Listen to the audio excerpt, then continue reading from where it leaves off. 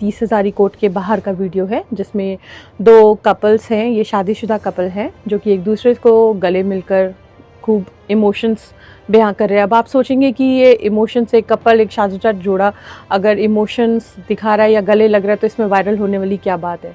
आइए मैं आपको बताती हूँ इसमें वायरल होने वाली क्या बात है। नमस्कार, मैं वंदना, मैं आपका स्वागत करती हूँ हिडन रियलिटी में। ये जो शख्स आप देख रहे हैं इसका नाम है सौरभ, और ये जो महिला इनके साथ गले लग के रो रही है इनका नाम है शिखा। ये दोनों की शादी 2020 में हुई थी। दोनों की शादी में खूब पैसा लगाया गया था। शिखा के माँ बाप ने अपनी इमेज से ज़्यादा जितना वो खर्च कर सकते थे, खूब खर्चा करके खूब धूमधाम से ये शादी की गई थी।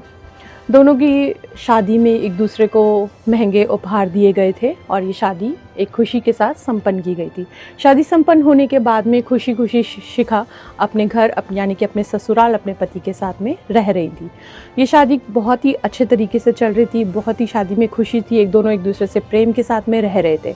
अचानक कुछ समय बाद में शिखा अपने माँ बाप को कॉल करके कंप्लेंट करती है कि उसके ससुराल वाले उस पर मारपीट कर रहे हैं, उसे दहेज का दबाव डाल रहे हैं और वो बहुत ही ज़्यादा मानसिक तरीके से तनाव में है। ये बात सुनते ही शिखा के माँ बाप ने रजामंदी के साथ शिखा को अपने घर बुला लिया। शिखा शादी के कुछ ही समय बाद अपने घर चली गई। दोनों के बीच एक नाबालिग बच्चा भी था जिसे शिखा अपने साथ लेकर अपने माँ बाप के घर रहने चली गई।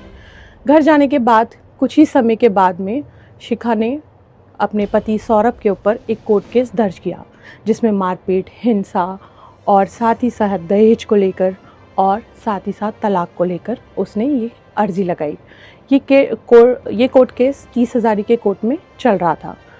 दिन ब दिन केस बढ़ता गया, दिन ब दिन हालात बढ़ते गए। जो शादी कुछ ही समय पहले इतनी खुशी से चल रही थी वो अचानक एक मनमुटाव के कारण या किसी न किसी कारण से वो बहुत ही ज़्यादा डिप्रेशन में जाने लगी और बहुत ही ज़्यादा सिचुएशन ख़राब होती गई। बार बार कोर्ट केस की डेट मिलती थी। ये दोनों कोर्ट में ही मिला करते थे, उसके बीच में इनके आपस में कोई संपर्क नहीं थे। सारे संपर्क ये आपस में तोड़ चुके थे। जब भी ये कोर्ट में मिलते थे, जो रिश्ता प्रेम में था वो कड़वाहट में बदल चुका था। दोनों की आंखों में एक दूसरे के प्रति कड़वाहट थी बहुत ज़्यादा।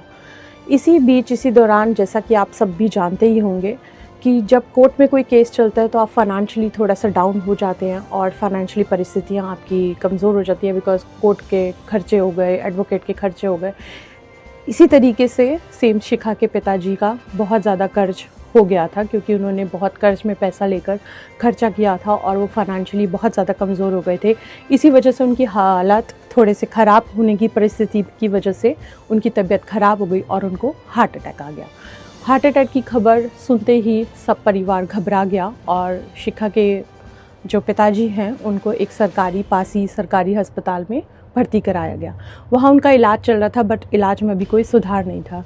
ये बात जैसे ही सौरभ को पता चली, सौरभ ने तुरंत शिखा को फ़ोन किया और उस हालात के बारे में जानने की कोशिश करी। जैसे उनको अस्पताल का पता चला कि वो किस अस्पताल में भर्ती हैं, वो तुरंत हॉस्पिटल गए और वहाँ जाके उन्होंने पिताजी से मिले और देखा कि उनकी हालत बहुत ज़्यादा ख़राब है।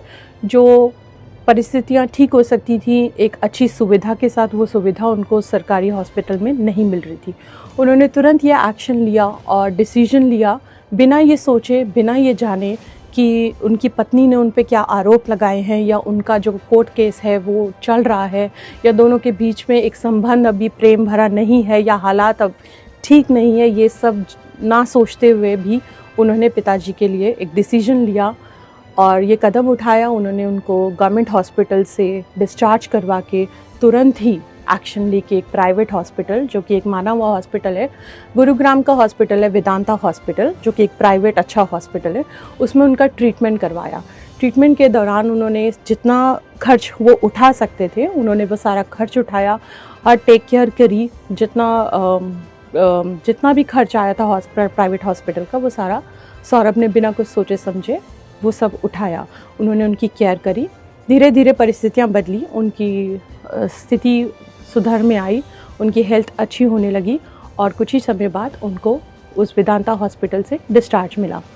ये देख के शिखा बहुत खुश हो गई कि अब उसके पापा की हेल्थ ठीक है और उनको हॉस्पिटल से डिस्चार्ज मिल रहा है। जैसे ही डिस्चार्ज मिला दोनों अपने अपने घर चले गए। सौरभ अपने घर चले गए और शिखा अपने पिताजी के साथ अपने घर चली गई। कुछ ही समय बाद जैसे समय बढ़ता गया, इनकी तारीख कोर्ट की 30 हज़ारी कोर्ट की नज़दीक आ गई। फिर से अब इनको आपस में एक दूसरे से मुलाकात करनी थी। इस बीच में मैं आपको एक पॉइंट बताना चाहूँगी जो कि एक ज़िंदगी से रिलेटेड है कि आप खुद सोचिए, एक इंसान जिसके ऊपर आरोप लगाए गए हैं, गंभीर आरोप लगाए गए हैं, एक औरत जो आरोप लगा रही है और उस परिस्थिति से निकली है तभी वो आरोप लगा रही है, उसने जब वो घर गई होगी अपने पिताजी के साथ, सारा दिन या वो जितने समय आया होगा उस तारीख के बीच में, उसने यही सोचा कि ये शख्स मेरे लिए कितना अच्छा है। क्योंकि आज के समाज में कोई भी इंसान आपकी खुशी में आपके संग खड़ा रह सकता है, लेकिन आपकी दुख की परिस्थिति में कभी आपके संग खड़ा नहीं रह सकता। लेकिन उसका पति, शिखा का पति, उसके संग उसकी बुरी परिस्थिति में खड़ा रहा। उसने एक अच्छा कदम उठाया, उसने सिर्फ ज़ुबानी नहीं कदम भी उठाया। जब उनकी तारीख आई, वो तारीख के समय में एक दूसरे को मिले और शिखा बहुत ही ज़्यादा उसको देख के भावुक हो गई, क्योंकि वो यही दिमाग में तब से सोच रही थी कि मेरी इतनी बुरी परिस्थिति में भी उसने मेरे पापा को सपोर्ट करा, मुझे सपोर्ट करा, फाइनेंशियली भी मेरे पापा की केयर भी करी और तुरंत ही उसने एक्शन लेके मेरी मदद करी। उसने वो सारी चीज़ों को भुलाया। इस भावुकता में आकर जो भी आरोप के पेपर्स थे, जो भी आरोप उसने, शिखा ने अपने पति सौरभ पर लगाए थे, उसने तुरंत वो सारे पेपर फाड़ दिए। इवन तलाक का पेपर भी उसने तुरंत फाड़ दिया और दोनों एक दूसरे को देख के फूट के रोने लगे और गले लगा लिया। यही वो दर्शन था जो कि वीडियो में दिखाया गया था और बहुत ज़्यादा वायरल हुआ कि कैसे एक प्रेम का संबंध जो कड़वाहट में, शादी के कुछ ही दिन के बाद कड़वाहट में बदल गया था, वो वापस प्रेम की चिंगारी की तरह एक फूल बन के फिर उभर उठा। ये कहानी हमें ये दर्शाती है कि कोई भी रिश्ता हो, उसमें मिसअंडरस्टैंडिंग हो तो उसे बात करके सॉल्व किया जा सकता है, उसे सॉर्ट किया जा सकता है।